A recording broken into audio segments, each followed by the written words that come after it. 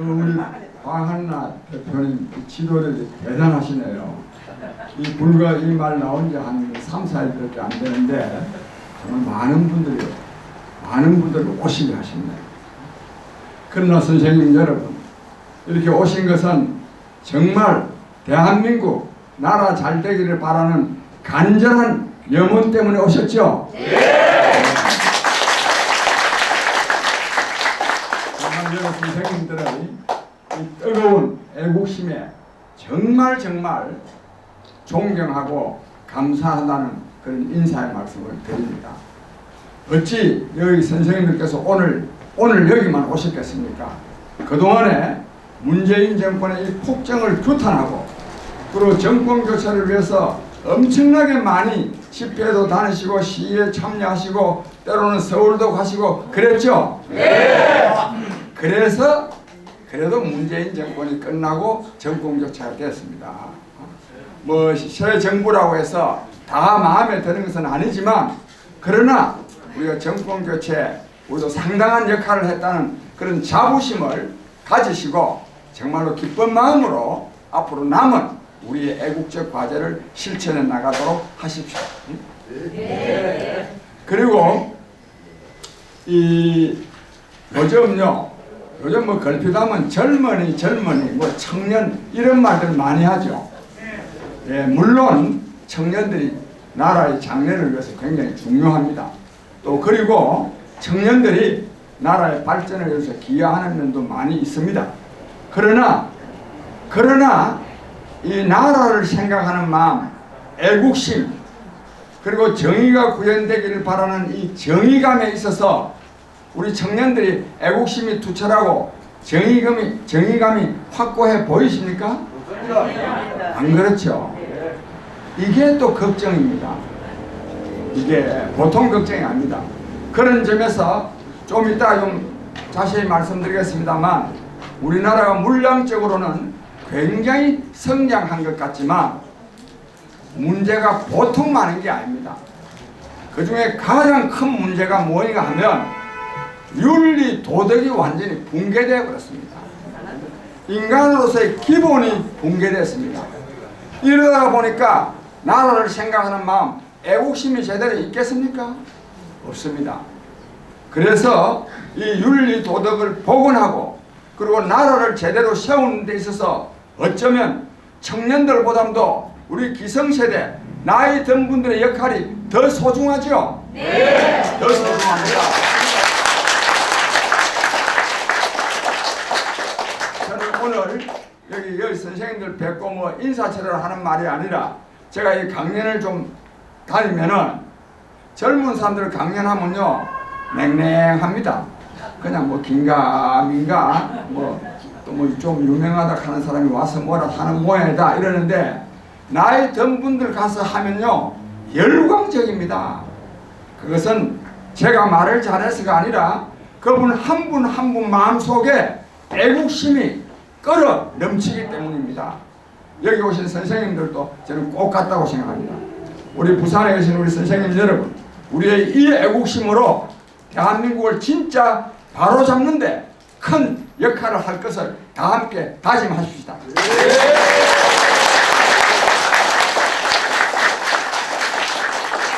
그리고 제가 오늘 드릴 말씀은 대한민국 정치를 정상화하기 위해서는 그리고 대한민국의 행정이 국민을 위한 행정이 되게 하기 위해서는 고위공직자의 특권을 폐지해야 된다 이렇게 생각합니다.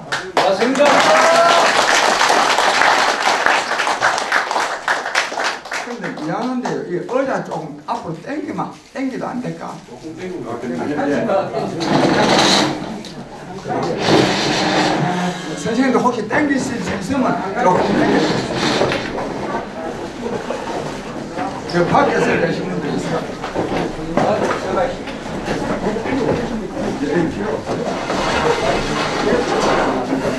야, 이리 앉으세요. 저쪽으로.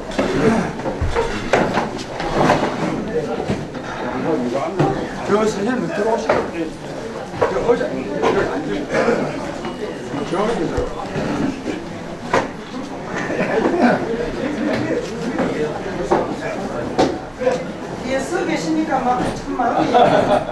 아 이거 밖에서 못 들어오시면 저 밖에서 지금도 밖에 계십니다. 이 앞으로 뭐가 이거 서가 있으니까. 여기 안으로 들어오세요 여기. 네. 안 되면 앞에 앉아서 막 퍼지고 앉더라도 앞에 오면 가. 되고. 부산 일보서 앞에 와 퍼질고 앉아도 되고. 저 앞에가. 아쉽게 있습니다. 다음에 애들도 더 준비하겠습니다. 이름 알고 오실 줄 몰랐습니다. 아 그래서 저 의자 여기 있는데. 예, 제가 계속 말씀드리겠습니다. 저는 방금 말씀드린 대로 이 고위공직자들이 누리는 특권을 폐지해야 국민을 위한 정치, 국민을 위한 행정이 이루어질 수 있기 때문에 특권 폐지 국민운동 본부를 결성해서 지금 활동을 하고 있습니다.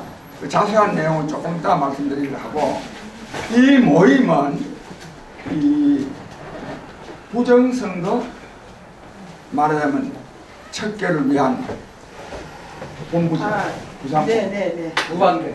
그런데 부정선거 투쟁본부 부산본부입니다. 예, 그러니까 부정선거 투쟁본부 부산본부인데, 이 부정선거를 그동안 이 부정선거 규탄 투쟁을 얼마나 많이 했습니까?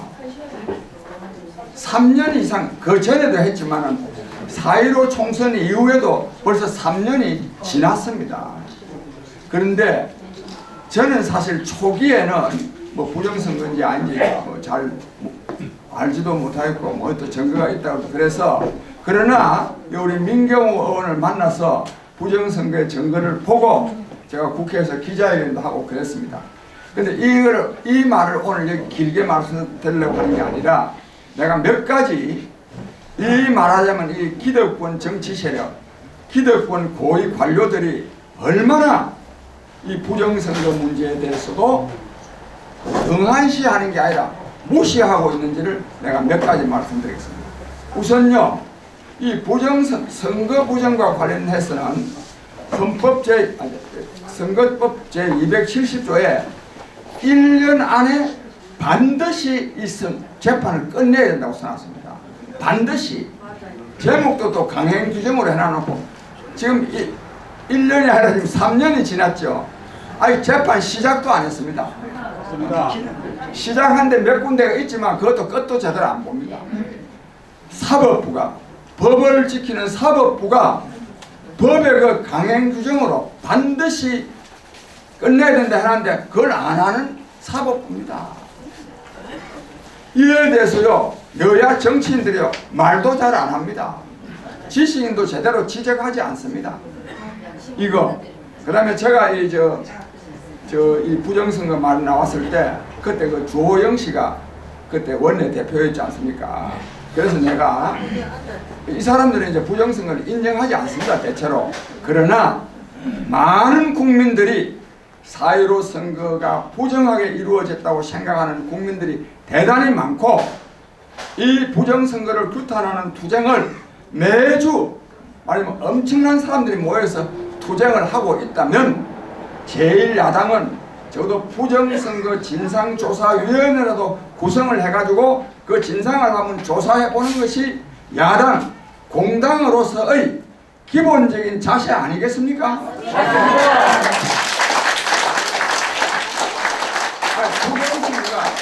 부정선거다 아니다 전에 많은 국민들이 의심하고 또 의심할 만한 여러 가지 증거들이 나오고, 그리고 또 이걸 가지고 연일 투쟁하는 사람들이 많이 있으면 진상조사단이라도 구성을 해야 이게 최소한의 예의 아닙니까 이게?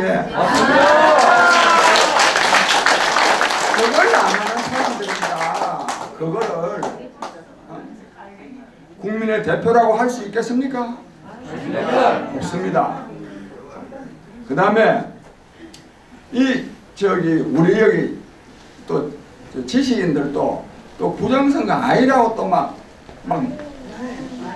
목에 핏대내가지고 말하는 사람들 있죠. 네. 그 사람들도요 부정선거 아닌지 긴지를 자기들이 조사를 다 해봤어요. 그래가지고 또 말하자면 이 국민들을 또 분열을 시킵니다. 그런 것도 하면 안 되겠죠.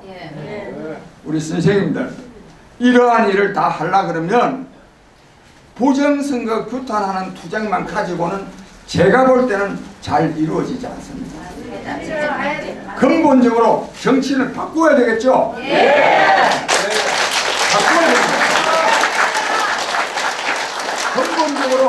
근본적으로 정치를 바꾸지 아니하고 우리가요 대법원 앞에 가서 아무리 데모를 한들 안 하는데요 뭐 멱살을 잡고 어떻게 할 수도 없고 그리고 또 이게요 특권 카르텔이 형성돼 가지고 전부 다 그놈이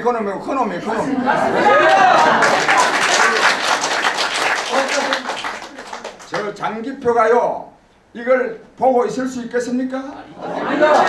그래서 우리는 이 한국 정치를 또 이 특권층을 위한 행정기관들을 정말로 혁파하려 그러면 정치가 근본적으로 개혁돼야 되겠죠? 그래서 우리가 고위공직자의 특권 폐지 운동을 하는 것은 단순히 공직자가 누리는 특권을 폐지하는 것만이 아니라 그것을 통해서 한국 정치를 근본적으로 개혁하려고 하는 것입니다.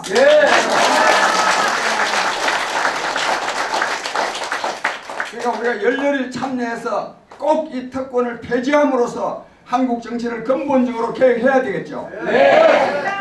그렇게 하십시다. 그래서 제가 이렇습니다. 국회의원들 하면 엄청난 특권을 안 누리느냐, 고위공직자들 특권을 많이 안 누리느냐 하는데, 그래서 그 말 국회의원들이요 미워 죽는 사람이 대한민국 국민 중에 90%입니다. 제가요 특권 폐지 운동을 하면서 제일 큰 어려움이 뭐냐? 무슨 뭐 특권 폐지냐? 그 국회가 없애야지. 국회 없애는 운동을 해야 되지 무슨 특권 폐지냐 이거요. 없애지 못하면 적어도 200명으로 줄여야 된다. 줄여야 돼.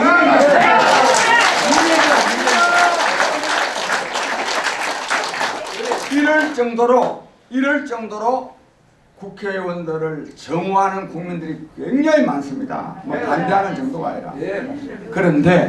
그런데도 불구하고 국회의원들이 무슨 특권을 누리는데 이러면요 제대로 답변을 잘 못합니다. 그런 말을 내가 많이 들으면서 제발 우리 장 선생님이 국회의원들이 어떤 특권을 누리는지를 좀 자세하게 좀 설명해달라. 또 그런 걸 홍보를 좀 많이 하라. 이런 말을 제가 많이 들어요. 그래서 오늘 제한된 시간이고 이기 때문에 다 말씀을 드릴 수는 없지만 그러나 중요한 국회의원 특권제가 5가지를 말씀드릴게요. 중요한 거. 실제로는 근데 국회의원들 특권이요 186가지나. 근데 저도 처음에 암만 특권이 많아도 무슨 뭐 186가지 되겠나 싶었는데 하나하나 따져보니까요 진짜 100가지는 넘겠어요. 그 186가지라고 누가 조사한 사람 말이 맞는 거예요. 그런 특권을 누립니다. 특권을 누리면 누릴수록 국민을 위한 정치를 안 한다는데 문제가 있습니다. 첫째요, 국회의원들의 연봉이 1억 5,500만 원입니다. 금년도에. 근데 그걸 매월로 월급으로 따지면 1,280만 원인데 이것은 전 세계에서 3번째로 많습니다. 이래가 되겠습니까? 안 됩니다. 미국이 2억 2천만 원이고 일본이 1억 7천만 원인데 미국은 국민소득이 우리나라 배가 넘습니다. 7만 5천 달러. 맞습니다. 우리나라는 국민소득이 3만 5천 달러인데 우리나라식으로 하면요 미국은 국민소득이 한 3억 한 2천만 원 돼야 돼요. 그럼 우리나라 3억 2천만 한 3천만 원 돼야 돼요. 그래서 놓고 일본은요 지금 1억 7천만 원인데 연봉이 국민소득이 4만 5천 달러이기 때입니다. 그러니까 우리보다 훨씬 높을 때입니다. 그래서 전 세계적으로 우리나라 국회의원의 연봉, 월급이 가장 많습니다. 이래가 되겠습니까? 아닙니다. 근데 국회의원요 평균 재산이 얼마냐? 34억 원입니다. 재산이 많아도 너무 많지 않습니까? 이런 너무 많은 사람들이 우리 서민 대중의 어려움을 제대로 이해할 수 있겠습니까? 이해 못합니다. 그런데요, 작년에 불어난 재산이 얼마냐? 1억 4천만 원입니다. 요즘 지금 살기 힘들어 죽겠다 하는 판에 불어난 재산이 1억 4천만 원입니다. 이런 사람들이 평균 재산이 3억 34억 원이고 불어난 재산이 1억 4천만 원인 그런 사람들이 연봉을 1억 5천만 원씩 받고 있으니까 이거 제대로 좀 낮춰야 되겠죠? 네! 얼마나 해야 되느냐? 도시 근로자 평균 임금이 월 400만 원입니다. 그러니까 400만 원, 그러니까 평균이 400만 원이라는 것은 400만 원 못 받는 300만 원에서 200만 원 이런 사람도 많다는 말 아닙니까? 그렇죠. 평균을 한 거니까. 그러니까 400만 원 받으면 충분하다. 맞습니다. 그 외에 입법 활동에, 의정 활동에 필요한 돈은 국회 사무처에 신청해서 쓰면 됩니다. 그래야 되지. 뭐한데 국회의원들한테 미리 보장해 놓냐? 미리 보장해 놓는 돈이 얼마냐? 1억 200만 원. 1억 200만 원. 의원실 지원 경비라는 이름으로 1억 200만 원 책정되어 있는데 이 안에 들어가면요. 명절 휴가비가 820만 원. 저기 내가 몇 가지만 말씀드리면 차 타고 성남차 있잖아요. 기름값이 한 달에 110만 원. 또 차량 유지비가 35만 8천 원. 요즘 차량 유지비 돈 듭니까? 또 그다음 또 운전수는 또 전부 다 또 그거 공무원을 해가지고 또 월급도 300만 원. 이래서고요. 특히 참 기가 막힌 거는 야근 식대가요 770만 원. 연봉을요 1억을 넘게 받는 사람들이 어쩌다가 그 밤에 그 일하면 하는데 그 밥값을 770만 원이나 책정해 놓으면 되겠습니까? 이요 도둑놈보다 더한 날강도들 아닙니까 이게?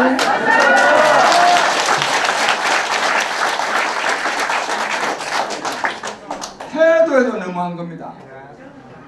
그 다음에 보좌진을요 평소에는 7명을 쓸 수 있고 좀 뭐 하면은 인턴 2명 해가지고 안에 9명까지 있습니다. 그거 뭐 하느냐? 국회의원 돌아다닐 때 보면 한두 명씩 데리고 다니죠. 그 왜 데리고? 국가에서 월급 준 사람을 왜 그렇게 데리고 다녀야 됩니까? 그 다음 또 지역구 또 선거운동 하는데도 한두 명 보냅니다. 국회 안에는 입법조사처라는 것이 있습니다. 박사학위 소지자들 다 그 입법조사처가 있고 예산정책처가 있어가지고 그다 전문가들이 쫙 그 국회 안에 있어요. 만약에 입법을 하는데 필요한 사항이 있으면 거기 자문하면 다 그 사람들이 해주는 겁니다. 예산과 관련된 것도 다 해줍니다. 이게 7명 필요합니까 안 합니까? 필요 없습니다. 얼마나 해야 되냐? 3명만 하면 돼요. 2명. 저거는 8명.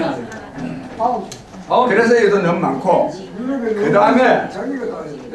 그 다음에 진짜 기가 막힌 거는요 후원금입니다. 국회의원은 1년에 1억 5천만 원의 후원금을 거둘 수 있습니다. 또 거둡니다. 보통 그 이상입니다. 그 김남국이도 뭐 이번에 그랬는데 뭐 3억 1천 얼마 그랬잖아요. 물론 금년에 너무 초과 거두면 다음에 조금 뭐 3억을 맞추려고 하는데 근데요 선거는 후원금을 가지고 이제 치루어요. 근데 선거가 끝나면 어떻게 되느냐? 15% 이상 득표를 하면 국회의원 당선자가 15% 안 되는 사람이 있겠어요? 득표를 하면 선거 비용 전액을 국고에서 환급해 줍니다. 그런 말 들어보셨어요? 네. 도대체 국가가요 선거 비용은 후원금을 가지고 치료를 하고 선거 비용 끝나면 선거 비용을 국가에서 환급해 주는 거. 말도 안 되는 거야. 그런데 말도 안 된다는 말을 내가 오늘 하고 싶어. 왜? 국회에서 하는 일은 말도 안 되는 걸 해도 그냥 넘어가는 거야. 누구도 시비를 안 겁니다. 누가 시비를 겁니까? 저 장기표와 여러분이 이제 시비를 거는 거예요.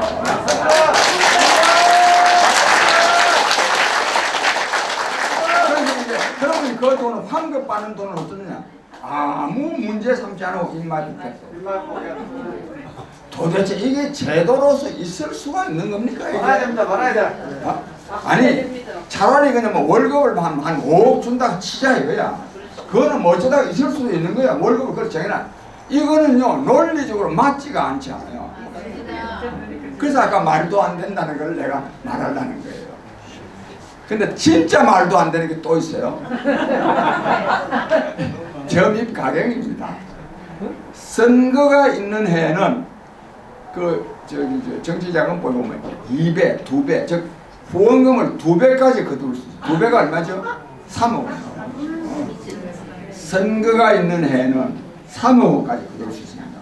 그러면 대통령 선거가 있거나 지방 선거가 있어도 후원금을 3억을 거둬요.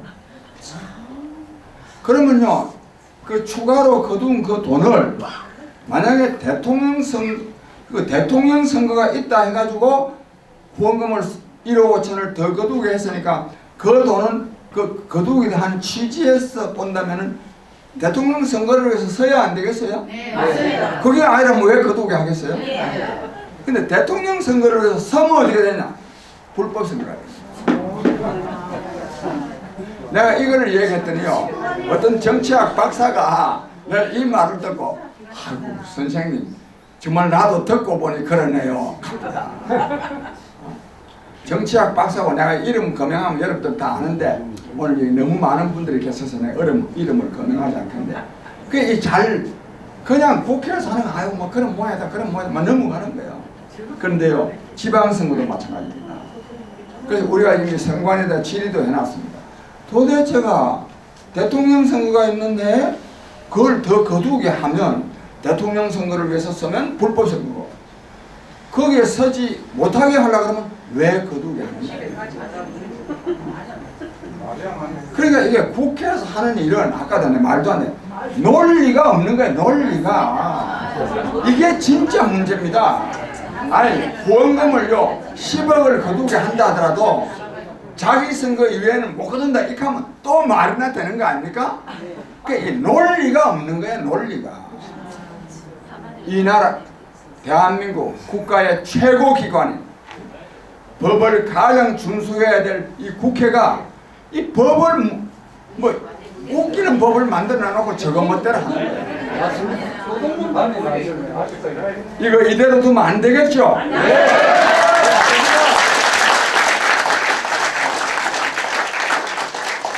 그런데요 우리 선생님들 부산 시민 여러분 국민 여러분 이에 대한 책임은 국회의원들에게만 있는 것이 아니라 국민들한테도 있습니다.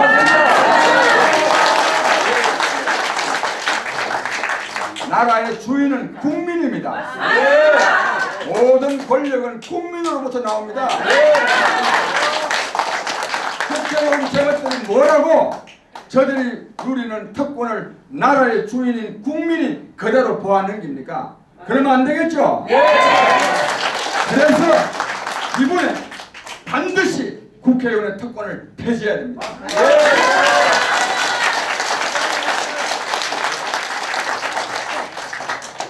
그런데 이제 면책특권, 불체포특권은 뭐 요즘 하도 말이 많이 나와서 내가 말 많이 안 하는데 그 여러분 말 안 되는 짓거리죠? 예. 도대체가 지난날 독재정권 시절에 그래도 국회에서라도 바른 말 좀 하라. 정부 좀 비판하라. 할 거 있으면 하라. 뭐 부정부패 지적할 거 있으면 하라. 그래서만 요즘 같은 세상에요. 뭐가 겁이 나서 말을 못합니까? 그래서 면책특권은 있으면 안 됩니다. 그 다음에 불체포특권 요즘 보셨죠? 이재명 씨. 예. 도대체 범죄 백화점 아닙니까? 그런데 그걸 구속을 하나 안 하거든. 그 다음에 노웅래라는 사람 있죠? 국회의원들이요 얼마나 많은 특권을 누리고 있는지를 내가 노웅래, 김남국이를 예를 들고 말합니다. 노웅래라는 사람은 6천만 원 뇌물을 받은 것이 드러나가지고 검찰이 이제 마침 그 집에 압수수색을 갔어요. 그것도 참 안 갈 건데도 간 건지 가니까요 그 집에서 뭐가 나왔죠? 현금이 3억 원이 나왔어요. 현금이 예? 현금 예. 3억 나와요. 현금 5만 원짜리가 300만 원, 3억 원이 나오는데 그걸 도대체 이 돈이 돈 3억 원이 적습니까? 그 어디서 이게 무슨 돈이냐 하니까 출판 기념회 때 하고 뭐 경조사 때 들어온 거 뭐 모아놨다 그랬죠? 이 말이 이게 맞아도 문제고 또 맞다는 보장이 있습니까? 그러면 검찰에서 이걸 제대로 수사로 해야 되는 거 아닙니까? 그냥요 출판 기념회 때 뭐 모았다 하니까 그냥 돌아가 부서요. 이게 검찰입니까? 이것도 좀 조사를 했는데 뭐 좀 장부 가져오라 하니 후원의 명단에 있어서 그랬다 이렇게 말하면 뭐 또 뭐 좀 뭐 제대로 조사는 안 했겠지만 그래도 뭐 면피라도 되는데 형차배기로요 그 제지은 사람이 노웅래 씨가 제지은 사람이 아 이거 출판 기념회에도 돈 모아놓은 거다 하면 그냥 아유 그렇습니까 하고 가버리는 이 검찰 이 검찰입니까? 이것도요 이것도 내가 이것도 국민들이요 이걸 보고 넘기면 안 되겠죠? 이런 습니다.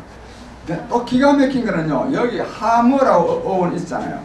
하영재인가? 아니 하태경 말고요 하영재 씨는 1억 2천만 원 뇌물을 받았다 그랬어요. 그건 또 체포 동의안에 통과가 돼가지고 또 법원에 가서 적부심 검사를 받았어요. 그죠? 구속 여부를. 그랬더니 판사가 뭐라고 말했냐면 하영재 의원은 1억 2천만 원 뇌물을 받은 것을 시인했기 때문에 증거를 인멸할 염려가 없으니 구속할 필요가 없다. 여러분 그런 거 보이세요? 그 뇌물 받은 걸 인정을 하면 구속 안 됩니다. 네? 부인해도 구속 안 됩니다. 부산 시민 여러분, 이게 나라입니까? 아닙니다. 이게요, 썩어도 보통 썩은 게 아닙니다. 또 하나요, 말 남김에 곽상도라는 사람 있죠? 돈 5억 받아 50원. 내가 하도 단위가 작아요. 50억 받았는데요, 무죄로 떡 때렸죠? 무죄했죠? 이유가 뭐냐면 아버지가 아들을 부양하는 것도 아니고 아들이 아버지를 부양하는 것도 아니니 독립생계니까 이거는 무죄다. 이 말 됩니까? 안 됩니다. 근데 아까 제가요 뭐 노웅래 의원도 말씀드렸지만은 국회의원 특권도 그랬지만 이거야말로 진짜 국민을 무시하고 모독하는 일입니다. 내가 이런 말 하면 안 되지만 그런 판결하고 나온 놈은요 예? 나오는 즉시 그냥 한 방 얻어맞아야 되는 거 아니겠습니까?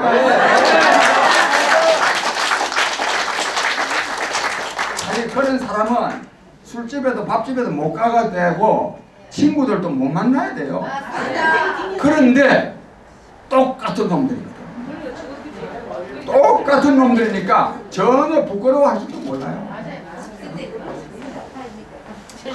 이런 나라가 되어 있습니다. 따라서 이 국회의원의 특권을 폐지해야 되고 그 다음에 특권 중에 우리가 세 가지를 말하고 있는데 하나는 전관예우고 다른 하나는 국무총리나 장관을 지낸 사람인데 요거는 제가 좀 짧게 말씀드리겠습니다. 국회의원 특권 폐지는 요 정도로 말씀드리고 그 다음에 전관예우라는 게 있죠. 요 진행하는데 근데 이 면책 특권과 그 불체포 특권은 이는 헌법에 보장되어 있습니다. 그래서 헌법을 개정하지 아니하면 이걸 폐지를 못합니다.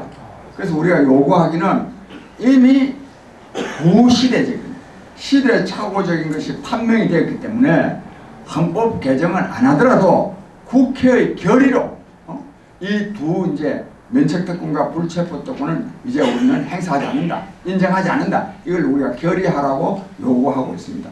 참고로 이는 헌법에 보장되어 있는 권한입니다. 그 다음에 여러분 전관예우라는 말 들어보셨죠? 네. 전관예우가 뭐냐면요, 판사나 검사를 고위직을 지낸 사람, 그러니까 부장검사나 검사장, 또 부장판사나 법원장, 또 대법관을 지낸 사람들, 뭐 검찰총장을 지낸 사람들, 이런 사람들이 어떤 사건을 맡으면, 즉 변호사로 선임대가 맡으면 그런 사람들이 맡은 사람이 굉장히 이익을 보는 거, 그걸 정관여우라고 합니다. 그래서 우리가 무슨 사건이 생기면 우리 여기도 마찬가지로 급하니까 뭐 검사장 지낸 사람, 뭐 높은 사람, 높은 고위 관리 지낸 사람 찾아다니고 있잖아요. 네. 왜 찾아다니냐? 그런 사람을 변호사로 선임해야 덕을 보니까. 그렇죠? 네. 그런데 그런 사람을 변호사로 선임을 하면 덕을 보니까 선임하는 거예요. 그랬다는 것은 그런 사람을 선임하지 못한 쪽은 손해본다는 말 아닙니까? 맞습니다.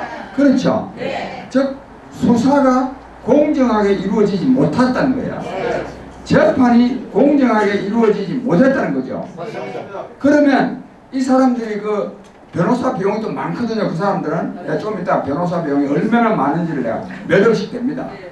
그거는 말하자면 공정하게 재판이 이루어지게 못하게 한 대가, 공정한 재판이 못 이루어지게 한 대가로 그 많은 변호사 수임료를 받은 거죠. 네. 그래서 이거는 정관예우가 아니라 정관범죄입니다.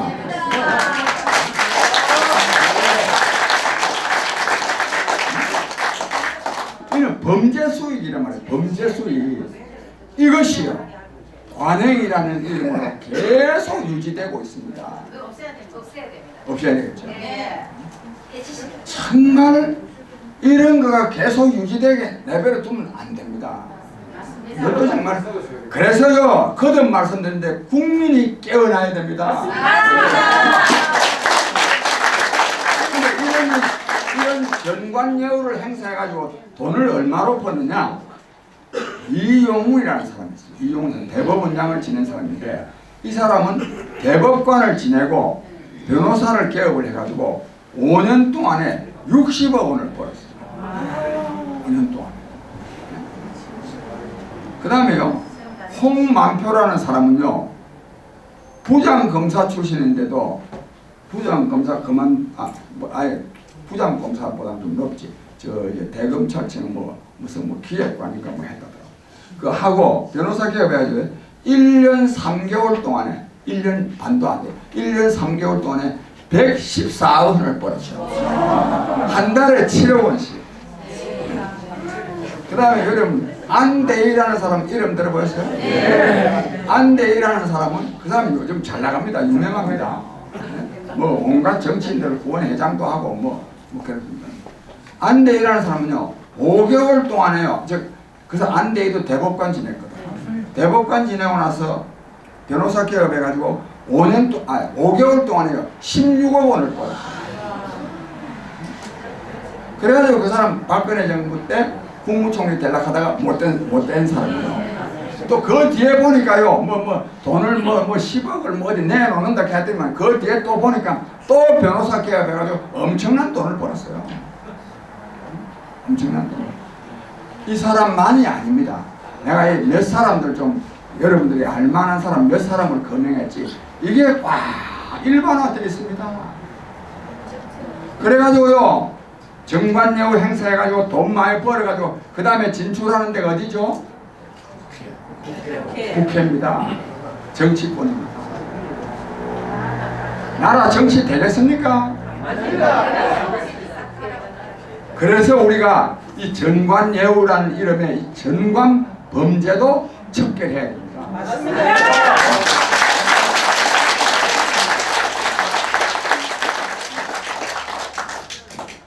그리고 명색이 대법관이 얼마나 신성한 자리입니까? 그리고 또 대법관을 지내고 나면요 연금이, 공무원 연금이 한 달에 최소 600만 원 이상 나옵니다. 또 대법관 지나면 또 그동안에 또 월급 모은 거 살 만큼 살지 않습니까? 나이는 또 다 또 60은 또 훨씬 넘었잖아요. 얼마나 더 살라고요? 그렇게나 악착같이 돈을 법니까? 맞습니다.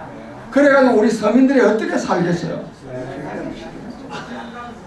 이런 자들이요 고위 공직을 맡고 있습니다. 나라 이 정도 아직 안 망한 게 천만대 아닙니다. 하나님이 보호하사.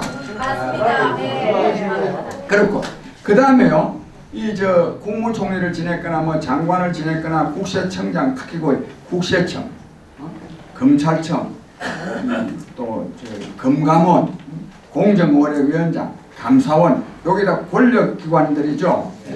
요 권력기관에 있었던 고위공직자들은 퇴임을 하면요 어디 가는지 아느냐? 법무법인 그 로펌이라고 합니다. 주로 힘이 센 사람들은요 김만대장입니다. 김만대장이라는 로펌이 있어요. 우리나라에서 압도적으로 큰 로펌입니다. 이 로펌은 대한민국 행정부, 사법부, 입법부를요 굉장한 영향을 미칩니다. 그래서 별명이 하나 붙었는데 대한민국 그림자 정부라는 말이 붙어 있습니다. 근데요 이 그만두면요 옛날에 한성수 씨라는 사람은 외교부 장관을 지내고 김만대장의 고문변호사를 가서 1년에 한 5억씩 받다가 그 다음 다시 또 국무총리가 됐어요. 또 국무총리 하고 나서 또 김만대장이 또 가요. 야 근데 박한철 헌법재판소장은 동부지원지법 원장을 하다가 김만대장에 가서 또 한 5억씩 받다가 헌법재판소장이 됐어요. 이런 내가 입이 시간이 없기 때문에 이런 식으로 가는데 한성수가 예를 들자면 국무총리를 지낸 사람이 연봉을 김만대장에서 5억을 준다면 김만대장이 자선사업가입니까? 아니잖아요. 5억을 줄 때는요 김만대장은 얼마의 이익을 보느냐? 수백억 원, 수천억 원의 이익을 봅니다. 왜 이 사람 서느냐? 그 자기 다 후배거나 동료거나 그렇잖아요. 그다 그 로비스트로 쓰는 거예요. 이게 일상화되어 있습니다. 일상화. 이거 척결해야 되겠죠? 네.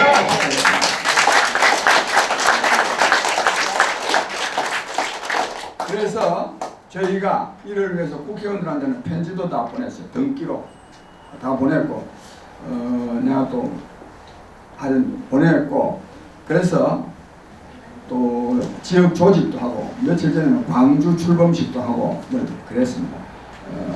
출범식도 하고 또 서명도 받고 특히 제가 강조하려는 것은 5월 31일 날 특권 폐지, 국회 포위, 인간 띠기 국민행동입니다. 그래서 원래는 그걸 3천 결사대라고 했는데 한 3,000명을 우리가 모실 겁니다. 모시게 해가지고 왜 3,000명으로 했냐면 국회 둘레가 2.5km입니다. 2.5km. 그래서 2,500m니까 뭐 한 10,000명쯤 오면 더 좋지만 하여튼 최소한으로 3,000명은 깼다 그래가지고 3,000 결사도 했는데 이날요 최소한으로 5,000명은 우리가 참여해야 됩니다. 몇 시입니까? 그 5월 31일 마지막 날이고 5월 말날이고 수요일이고 오후 2시부터 합니다. 국회 앞에서 일단 집회를 하고 근데 이날요 이 특권 폐지 운동이 성공하느냐 실패하느냐를 거의 가름하는 분수령이 됩니다. 굉장히 중요한 날입니다. 만약에 이날요 한 1,000명도 안 왔다 이러되면요 이 운동이 맥이 빠지가 안 됩니다. 국회의원들이 다 보고 있지 않습니까? 예, 맞습니다. 제가 해봐야 안 돼. 이렇게 합니다. 만약에 이날 한요 5,000명쯤 하면요 큰일 나겠구나 생각이 들거든요. 그래서 5,000명을 모아야 됩니다.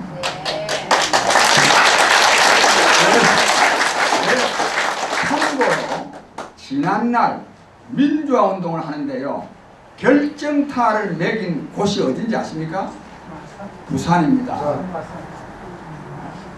여기는 우리가 뭐 지난 정권에 대해서 평가가 서로 다를 수가 있는데 우리 김영삼 대통령이요 뭐 김영삼 대통령이라고 해서 뭐 전지전능한 것도 아니고 지선진미한 것도 아니지만 이분이요 민주화를 위해서는 굉장히 결정적인 역할을 했습니다. 내가 뭐 누구를 비교하는 건 특히 또 뭐 영남 지역에 와서 이 말 하는데 김대중 씨는요 굉장히 골치를 많이 썩힌 사람이에요. 제가 그분들하고 같이 운동한 사람 아닙니까? 하여튼 그 정도로. 그 다음에 하여튼 어쨌든지 이 부산이 제2도시일 뿐만 아니라 우리나라 민주화 운동에다 아주 선도적인 역할을 했습니다. 사실 박정희 정권이 망한 것도 부마항쟁 때문이죠. 6월 항쟁이 승리한 것도요 부산역 집회 때문입니다. 부산역 집회 굉장히 진짜 부산이 들고 일어나면 정권도 끝장낼 수 있습니다. 그래서 아무쪼록 이 5월 31일 날 정말로 많은 분들이 참여하셔야 되고, 그래도 우리 박환래 대표님 보니까 보통 분이 아니시네. 맞습니다.